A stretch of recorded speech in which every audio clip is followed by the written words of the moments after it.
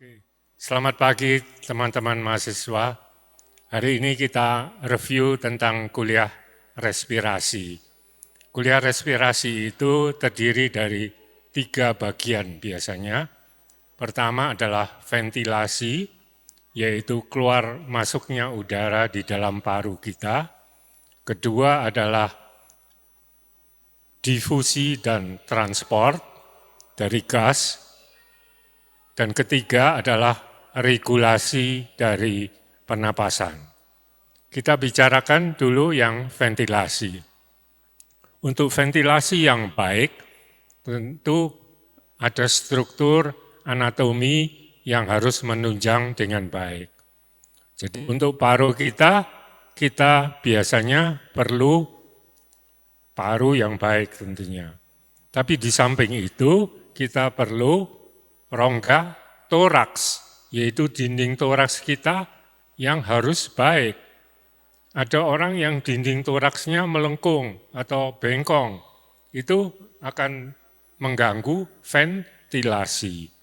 Jadi ventilasi itu perlu paru yang baik, perlu rongga toraks atau dinding rongga toraks yang baik, dan dinding ini terdiri dari tulang belakang di kita, depan adalah tulang dada kita, dan tulang iga atau kosta.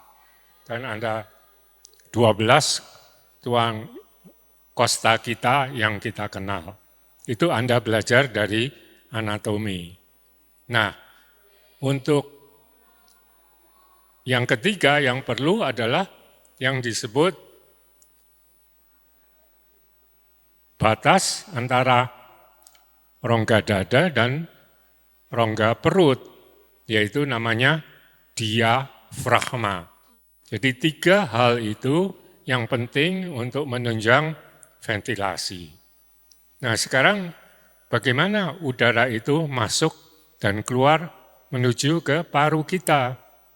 Ya, Anda harus tahu juga struktur paru yang paling kecil itu namanya alveoli. Jadi alveoli itu struktur gelembung-gelembung kecil di paru yang nanti harus berisi udara. Dan udara itu harus sampai ke gelembung-gelembung yang paling kecil itu.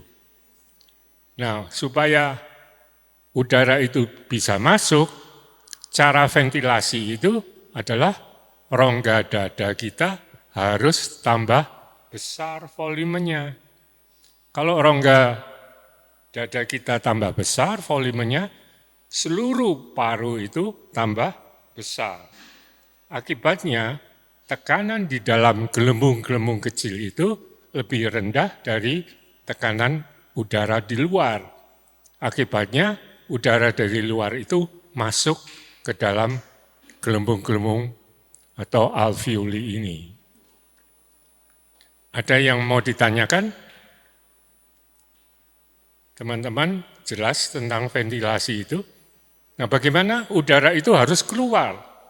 Ventilasi itu terdiri dari 2 fase, inspirasi dan ekspirasi. Inspirasi itu udara masuk, ekspirasi itu udara keluar. Tadi yang masuk Anda sudah tahu, rongga dada harus tambah besar volumenya, tekanannya tambah kecil di dalam. Jadi ada perbedaan delta P sehingga udara itu masuk ke alveoli. Nah sebaliknya bagaimana?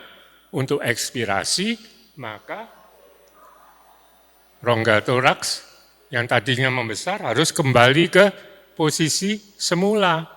Jadi dia tambah kecil volumenya, tekanannya tambah besar. Akibatnya ada delta P lagi, tapi P yang di dalam alveoli lebih besar dari udara luar, akibatnya udara itu keluar. Jadi demikian terjadinya ventilasi yang baik. Saya rasa Anda sudah mengerti ventilasi, mungkin kita perlu Anda buat 1-2 pertanyaan, Anda tulis dan kita bahas sekarang. Kita beri waktu 5 menit. Terima kasih.